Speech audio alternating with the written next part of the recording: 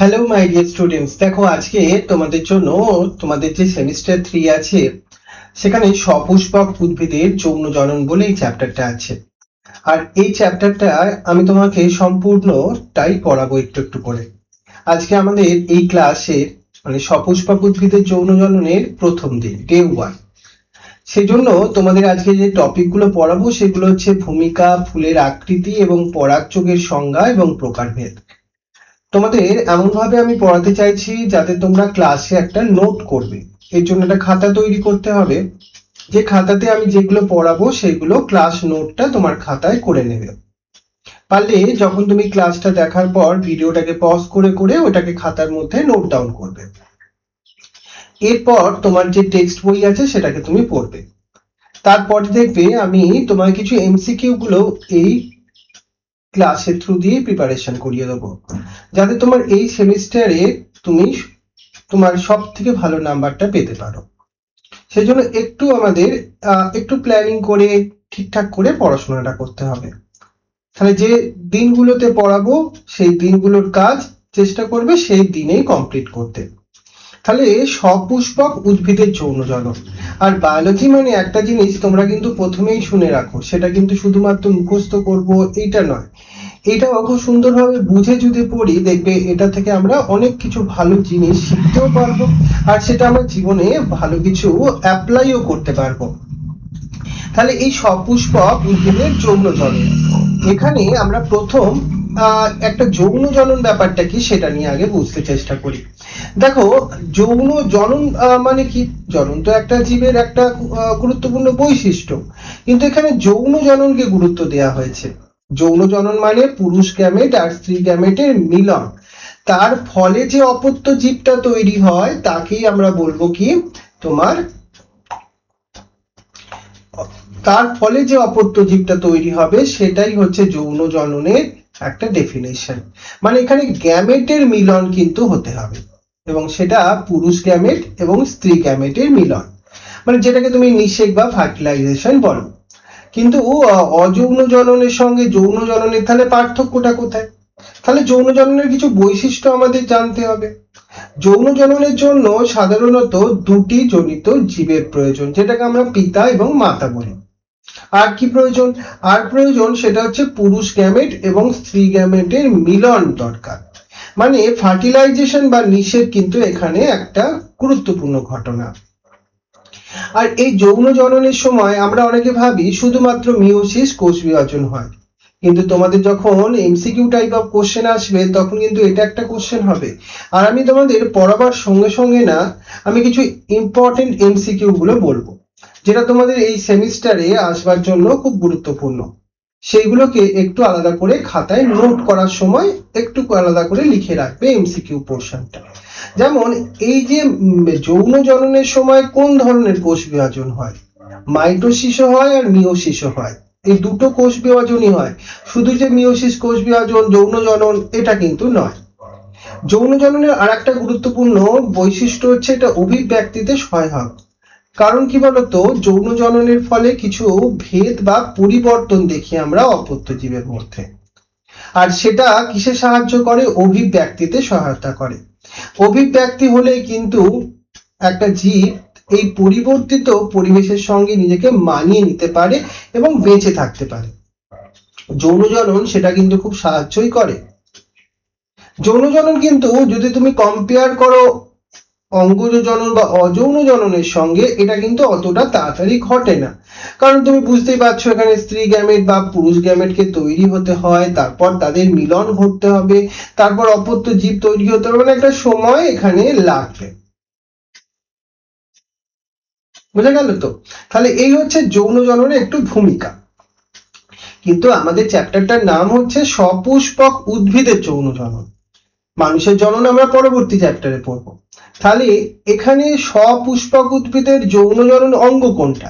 সেটা হচ্ছে ফুল। তাহলে আমরা একটু ফুল সম্পর্কে আমাদের একটু আইডিয়া নেওয়া উচিত।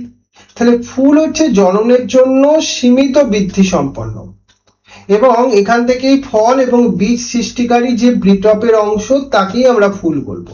তাহলে এমসিকিউতে এই পার্টটাও তো ইম্পর্টেন্ট হতে পারে। তাহলে আমরা ফুল থেকে কিন্তু দুটো জিনিসই পেতে পারি, ফলও পেতে পারি এবং বীজও পেতে পারি। ডিম্বাশয় থেকে ফল আর ডিম্বক থেকে বীজ তৈরি হয়। এটা কিন্তু খুব গুরুত্বপূর্ণ তোমার এমসিকিউ এর প্রশ্ন। এই ফুল যখন বলতে হয় তখন পুষ্প বিন্যাসের কথা তোমার একটু সিলেবাসের মধ্যে দেওয়া আছে। তোমরা আমার এই ক্লাসটা করবার পর তোমাদের নেক্সট কি হবে, তোমাদের খাতায় নোট করতে হবে।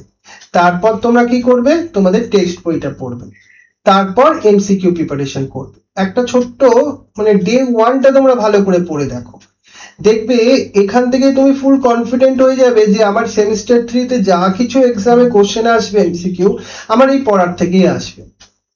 তাহলে আমাদের আগে প্রথমে বেসটাকে ভালো করতে হবে, মানে জিনিসটাকে ভালো করে বুঝে নিতে হবে। আর এই ক্লাসগুলো তোমরা আলাদা করে এর লিঙ্কগুলোকে একটা জায়গায় সেভ করে রাখবে, যাতে কি হবে তোমাদের যখন একদম এক্সাম আসবে 1 মাস বাকি বা 15 দিন বাকি, তখন এই মানে ভিডিওগুলো তোমরা একটুখানি ফাস্ট মোডে শুনে নেবে। তখন শুনলেই কি হবে, পুরো জিনিসটা তোমার রিভিশন হয়ে যাবে। এই যে তখন তুমি শুনবে ফল এবং বীজ সৃষ্টিকারী বিটককে ফুল বলে, মানে এখানে একটা এমসিকিউ এর কোশ্চেন পেয়ে গেলাম। এরপর দেখো তোমাদের পুষ্পবিন্যাস কি সেটা একটু বোঝাই। পুষ্পবিন্যাস হচ্ছে পুষ্পের নির্দিষ্ট বিন্যাস রীতি। তুমি জবা ফুলের যেরকম পুষ্প বিন্যাস হয়, নিশ্চয়ই গোলাপ ফুলের সেটা হয় না, আলাদা রকমের হয়, তাই না? তাহলে পুষ্পের যে বিন্যাস তার রীতি, তাকে আমরা পুষ্প বিন্যাস বলছি। আমরা সম্পূর্ণ ফুল কাকে বলবো, যার মধ্যে 4টি স্তবক থাকে। এটা তোমরা ছোটবেলায় পড়েছো। কি কি? বৃতি, দলমণ্ডল, পুংস্তবক এবং স্ত্রীস্তবক। এই 4টি স্তবক যখন উপস্থিত থাকবে তখন তাকে আমরা সম্পূর্ণ ফুল বলবো। আর একটা কোশ্চেন, মানে সম্পূর্ণ ফুল দিয়েও যদি এমসিকিউ আসে তাহলে এই 4টে স্তবক থাকবে উভয়, মানে উপরের সবগুলি তোমাকে option A B C D যদি এরকম করা থাকে এরকম পারবে। এরপর আর একটা আমরা সুন্দর জিনিস বুঝি, সেটা হচ্ছে সমাঙ্গ ফুল কাকে বলে। সম অঙ্গ, দেখো নাম বাংলাতে এই নামগুলো যদি ভালো করে বুঝতে পারি তাহলে এর ব্যাখ্যাটা আমরা পেয়ে যাই। মানে ফুলে যদি প্রতিটি স্তবকের অংশগুলি সমান থাকে তাকে বলে সমাঙ্গ ফুল। উদাহরণ জবা এবং ধুতুরা, তোমাদের দুটো এক্সাম্পল তোমাদের বোর্ডের সিলেবাসে দিয়েছে। তোমরা এই দুটো জিনিসের দুটো ফুলের এক্সাম্পল মনে রাখো। এরপর দেখো একটি আদর্শ সম্পূর্ণ এবং সমাঙ্গ ফুলের চিত্র সহ গঠন আমাদের জানতে হবে। তার বিভিন্ন অংশগুলো আমি একটা একটা করে তোমাকে বলবো। এর সঙ্গে সঙ্গে তোমাদের কয়েকটা পিকচারও বা ছবিও তোমাদের খাতায় আঁকতে হবে। তোমাদের যেগুলো তোমাদের বইতে আছে সেখান থেকেও ছবিগুলো আঁকবে, আমি সেখান থেকেই তোমাকে মেনলি বোঝাবার চেষ্টা করছি। প্রথম আমরা পুষ্পবৃন্ত বা পেডিসেল বলে একটা অংশের কথা দেখি।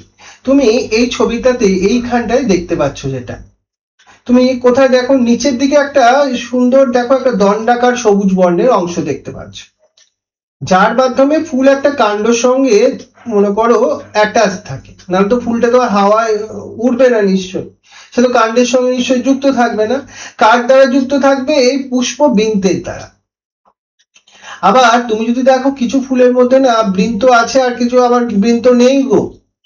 যেমন সবৃন্তক মানে বৃন্তযুক্ত ফুল, যেমন জবা হচ্ছে উদাহরণ। অবৃন্তক হলে কি হবে? বৃন্তহীন, যার মধ্যে বৃন্ত নেই। রজনীগন্ধা একটা এক্সাম্পল।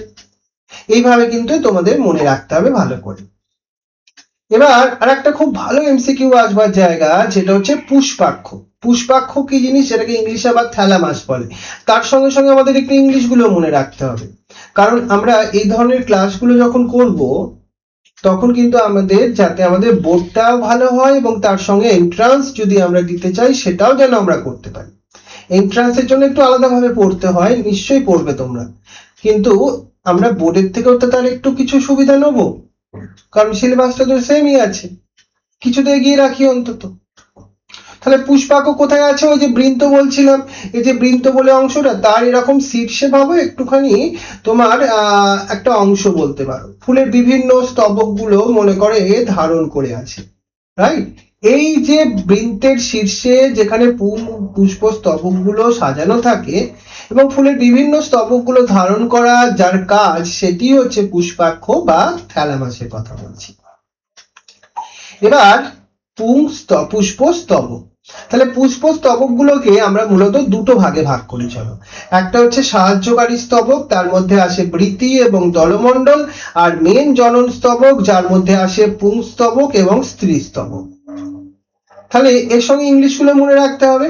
তাহলে বৃতি, যেটাকে আমরা ক্যালেক্স বলছিলাম, বাইরে থেকে এটি হচ্ছে প্রথম স্তবক। এটা দেখতে কেমন হয়? তুমি জবা ফুলকে কল্পনা করো, এটা সবুজ বর্ণের হয় না? প্রত্যেকটি অংশ এই বৃতির, তাকে বলা হয় বৃত্তাংশ। এর কাজ কি? এর কাজ হচ্ছে ভেতরের স্তবকে রক্ষা করা। এরপর তুমি একটা জবা ফুলের যে বাইরের থেকে যেটা দ্বিতীয় স্তবক আসে, যেটা সাদা বা বিভিন্ন রঙিন বর্ণের হয়, তাকে আমরা দলমণ্ডল বা করলা বলবো। এর প্রত্যেক অংশকে আমরা দলাংশ বলছি। এর কাজ কি? এর মেন দুটো কাজ। একটা হচ্ছে ভেতরের স্তবকগুলোকে রক্ষা করা, মানে অ্যান্ড্রোসিয়াম আর গাইনোসিয়াম, পুংস্তবক আর স্ত্রীস্তবককে, আর পরাগযোগে সাহায্য করাও দলমণ্ডলের কাজ। পুংস্তবক এবার চলে আসি, যাকে আমরা ইংলিশে কি বলবো? অ্যান্ড্রোসিয়াম। বাইরের দিক থেকে এটা তৃতীয় স্তবক। এটা কিন্তু পুংলিঙ্গধরের অংশ, আর এর প্রত্যেকটি অংশকে বলে পুংকেশর। এই পুংদণ্ড এবং পরাগধানী নিয়ে এটা গঠিত। মানে এই পুংদণ্ড, এই মনে করো পরাগধানী, এর মধ্যেই কিন্তু তোমার কি হয় জানো তো? সেই পোলেন গ্রেনস গুলো তৈরি হয়। আর এই যে তোমার পোলেন গ্রেন, সেটাই তো তোমার নিষেকে অংশগ্রহণ করে। স্ত্রীস্তবক, যার আর একটা নাম হচ্ছে গাইনোসিয়াম, চতুর্থ এবং শেষ স্তবক। আর এটা কিন্তু স্ত্রী লিঙ্গধরের অংশ। এর প্রত্যেকটা অংশকে আবার কি বলবো? গর্ভকেশর বলবো। এটা কি কি নিয়ে তৈরি? এটা এইরকম ধরনের একটা পার্ট থাকে, সেটাকে আমরা বলবো গর্ভমুণ্ড। আর একটা দেখবে যেটা হচ্ছে তোমার গর্ভদণ্ড, আর একটা হচ্ছে এই যে ডিম্বাশয়। এই ডিম্বাশয়ের মধ্যে ডিম্বক থাকে, যেখান থেকে আমরা বলেছিলাম না বীজ উৎপন্ন হয়, আর ডিম্বাশয় থেকে কি তৈরি হয়? ফল তৈরি হয়। তাহলে নিষেকে এবং ফল বীজ তৈরি করতে স্ত্রী স্তবকের গুরুত্ব কিন্তু সব থেকে বেশি। তাহলে আমরা কি শিখলাম গো এখান থেকে? গুরুত্বপূর্ণ জিনিস শিখে নিলাম। একটা ফুলের মধ্যে মেইনলি সাহায্যকারী স্তবক আর জনস্তবক আছে। বায়োলজিটা অনেক সোজা, দেখো একটু সোজা করে পড়ো, শক্ত করে নয়। আর খাতায় এগুলো ঠিক আমার মতো করে নোটটা করবে, বুঝেছো? তাহলে কিন্তু দেখো কত সোজা হয়ে যাবে এই চ্যাপ্টারটা তোমার জন্য। এবার তোমাকে আমি একটা ছোট্ট ভেরি ইম্পর্টেন্ট এমসিকিউ এর পার্ট বলি, যেগুলো এমসিকিউ বলে লিখে দিচ্ছি না, এগুলো একটু ইম্পর্টেন্ট, এগুলো একটুখানি লিখে রাখতে হবে খাতায়। পুষ্পপুট বা পেরিয়ান্থ বলতে কি বোঝো? এগুলো সব ফুলে নয়, কতগুলো ফুলে আছে। যেমন তোমার রজনীগন্ধা ফুলে তুমি দেখবে ওদের বৃতি এবং দলমণ্ডল কোনটা তুমি ঠিকভাবে চিনতেই পারছো না। বৃতি এবং দলমণ্ডল স্তবক দুইটির পরিবর্তে একটি স্তবকেই যেন থাকে। যখন বৃতি আর দলমণ্ডলকে আলাদাভাবে বিভাজিত বা ডিস্টিংগুইশ করা যায় না, তাকে আমরা পুষ্পপুট বলি। বৃতির মতো দেখতে পুষ্পপুট, যেটা তুমি সুপারির মধ্যে দেখতে পাবে, আর দলের মতো আর দলমণ্ডলের মতো পুষ্পপুট রজনীগন্ধার মধ্যে দেখতে পাবে। এই দুটো উদাহরণ। আর পুষ্পপুট বলতে ব্যাপারটা, বা ইংলিশে পেরিয়ান্থ বলছি, সেটা একটু এমসিকিউ এর জন্য মনে রেখো। এবার আসবো আমরা পরাগযোগের কথা, যেটা আমাদের এই চ্যাপ্টারের সেকেন্ড টপিক। তাহলে পরাগযোগ কাকে বলবো? যে প্রক্রিয়ায় পরাগধানী থেকে পরাগ রেণু গর্ভমুণ্ডে স্থানান্তরিত হয়, তাকে আমরা বলবো কি? পরাগযোগ। মানে এখানে পরাগ রেণুকে স্থানান্তরিত হতে হবে। এবার এটা দুটো পদ্ধতিতে বা প্রকারভেদ বলতে পারো আছে। একটা হচ্ছে স্বপরাগযোগ, আর একটা হচ্ছে ইতর পরাগযোগ। পার্থক্যটা কি? যখন স্বপরাগযোগ দুটো প্রকারের হয়, নাম থেকে এই যে প্রকারভেদ থেকে তুমি গুরুত্ব বা বৈশিষ্ট্য সবকিছু জেনে যাবে। স্বপরাগযোগ দুটো প্রকৃতির কি কি? অটোগ্যামি, আর একটাকে বলবো গাইটিনোগ্যামি বা গেইটিনোগ্যামি। যখন পরাগযোগটা একই ফুলের মধ্যে সংঘটিত হয়, তখন তাকে অটোগ্যামি বলবো। আর যখন একই উদ্ভিদের দুইটি ফুল, মানে একটা উদ্ভিদের মনে করো একটা উদ্ভিদ, এখানে একটা ফুল আছে আর এখানে একটা ফুল আছে, এদের দুটো ফুলের মধ্যে পরাগযোগ হচ্ছে কিন্তু গাছটা একই, তখন তাকে বলবো গাইনোগ্যামি। জেনোগ্যামি যেটা ইতর পরাগযোগের মধ্যে আসছে, যখন একই প্রজাতির এখানে একটা ফুল আর একটা একই প্রজাতিভুক্ত আর একটা ফুল, তাদের দুটো ভিন্ন গাছ কিন্তু, তখন পরাগযোগ হচ্ছে, তখন তাকে জেনোগ্যামি বলবো। আর আমরা অনেক সময় দুটি ভিন্ন প্রজাতি গাছের ফুলের মধ্যেও পরাগযোগ করি আর্টিফিশিয়ালি, তাকে আমরা সংকরতা বলি। আমরা বিভিন্ন সংকর জাতীয় উদ্ভিদ তৈরি করি না, এই পদ্ধতির মারফত। এবার চলে আসি আমরা স্বপরাগযোগ সম্পর্কে একটু ডিটেলসে। তাহলে স্বপরাগযোগ কাকে বলবো আমরা? যখন পরাগধানী থেকে উৎপন্ন পরাগ সেই ফুলের বা সেই গাছের অন্য কোনো ফুলে গর্ভমুণ্ডে স্থানান্তরিত হয় তাকেই আমরা বলবো স্বপরাগযোগ। এবার স্বপরাগযোগ আমরা দুটো প্রকারের বলেছিলাম, তার এবার একটু ডিটেলসে দেখো। অটোগ্যামি, অটোগ্যামি কাকে বললাম? একই ফুলের মধ্যে যখন পরাগযোগ ঘটবে, মানে গাছ তো একই হতেই হবে, তখন বুঝতেই পারছো।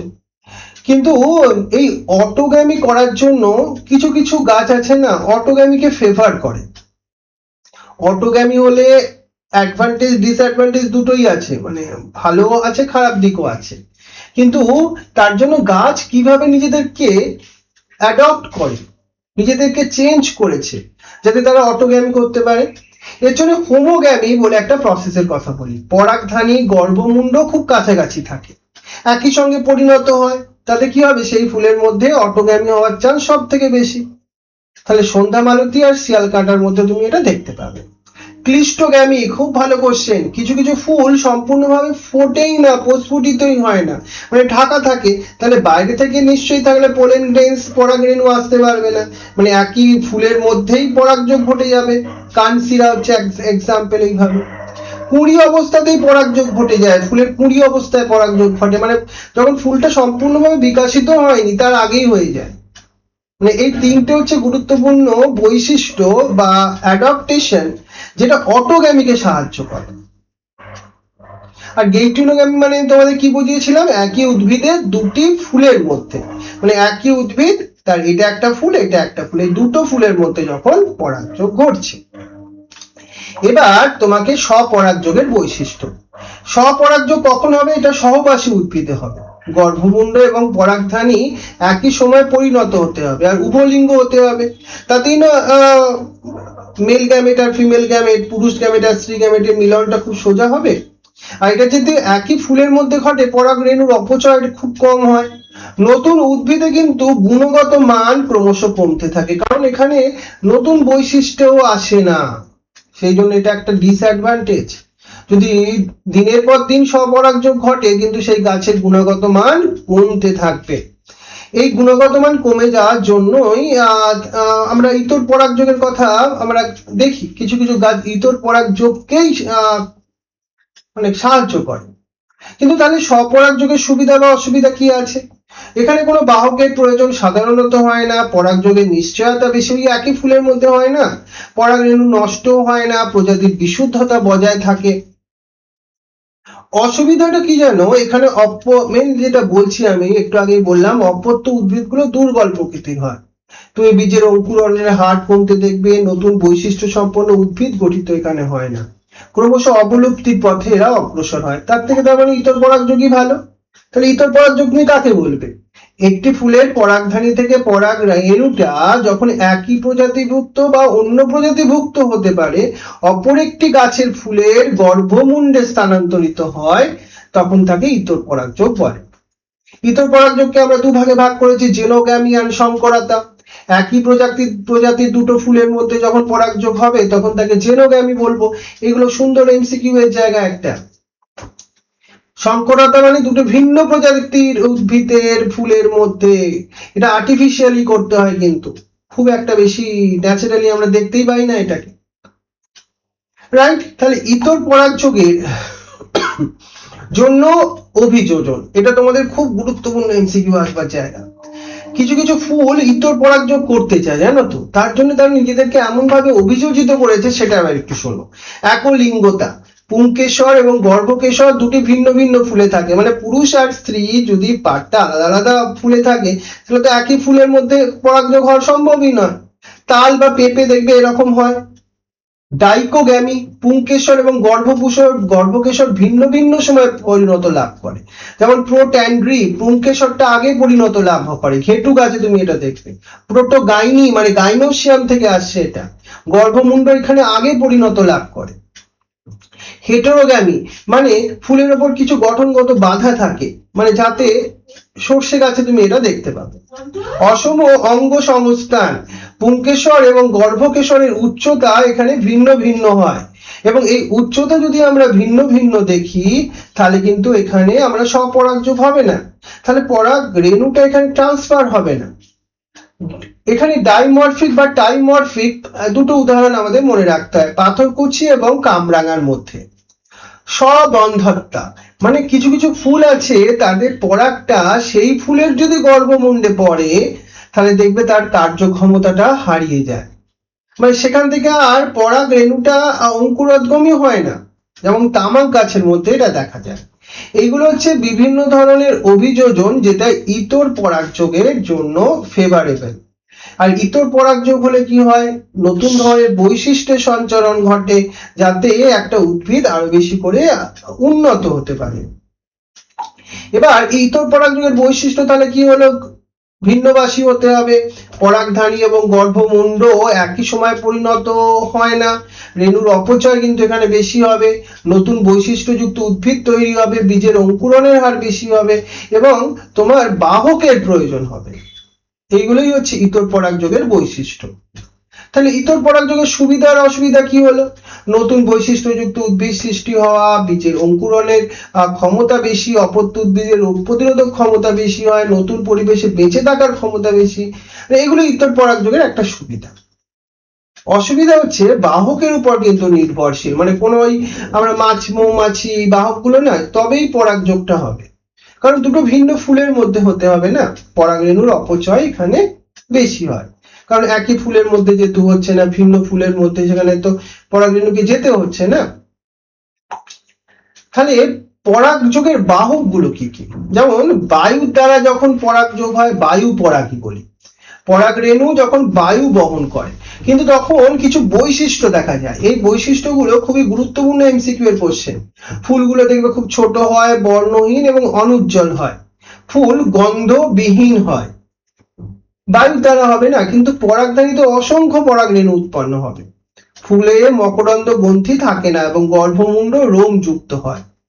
ধান গম ভুট্টা এরা হচ্ছে বায়ুর সাহায্যে পরাগযোগ করে, মানে বায়ু পরাগী ফুলের বৈশিষ্ট্য কি কি হতে পারে এটা তোমাদের এমসিকিউ আসবার একটা ভেরি ইম্পর্টেন্ট জায়গা, আর যেগুলোকে আমি ভেরি ইম্পর্টেন্ট বলছি সেগুলোকে খাতায় নোট করবে, এখান থেকে কোশ্চেন আসার চান্স সব থেকে বেশি, এটা একটা সাজেশনও তোমায় বলতে পারো এটা।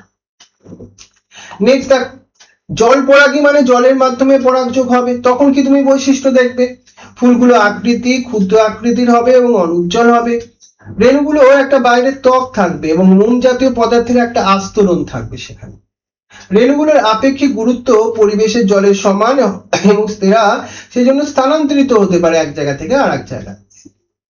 ছাঁচি বা পাতা শ্যাওলার মধ্যে এটা দেখা যায়। পরাগরেণুগুলো ক্ষুদ্র এবং হালকা হয় সাধারণত, ঝাঁঝি মানে হাইড্রিলা এবং পাতা শ্যাওলা ভ্যালিসেনেরিয়া এই দুটো উদাহরণ মনে রাখবে যারা জলের মাধ্যমে পরাগ সংযোগ করে। প্রাণীর মাধ্যমে যখন পরাগ সংযোগ হয় প্রাণী পরাগী, পতঙ্গ পরাগী ফুলের মধ্যে, পতঙ্গ তো প্রাণী হলো না, কীট পতঙ্গের মধ্যে সাহায্যে যখন পরাগ সংযোগ হয়, এগুলো হতে সময় কি হবে, ফুলগুলো আকৃতিতে বড় এবং উজ্জ্বল বর্ণের হবে, যেমন করবী ফুল খুব উজ্জ্বল বর্ণের দেখবে, সুমিষ্টি গন্ধ যুক্ত হবে জুঁই ফুল, মকরন্দ গ্রন্থি থাকবে যেমন সালফিয়া, পরাগ রেণু মিষ্টি এবং সুস্বাদু হবে, তবেই না প্রাণীরা সেখানে আকৃষ্ট হবে।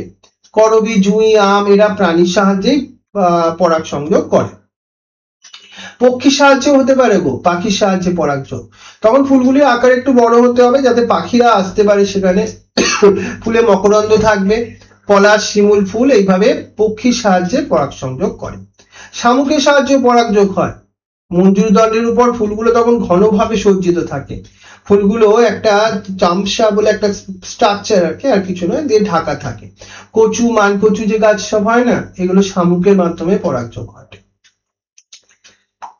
বাদুড়ের সাহায্য হয়, বাদুড়ের মাধ্যমে পরাগযোগ, তখনও ফুলগুলো একটু আকৃতিতে বড় হতে হবে কিন্তু ফুলে ভালো নয়, একটা উগ্র গন্ধ থাকবে, পরাগরেণুগুলো খুব ক্ষুদ্র ক্ষুদ্র টাইপের হবে আর মধুগ্রন্থি থাকবে, তখন মধু নিঃসৃত হয়, মানে বাদুড়গুলো তারই জন্য আকৃষ্ট হয়।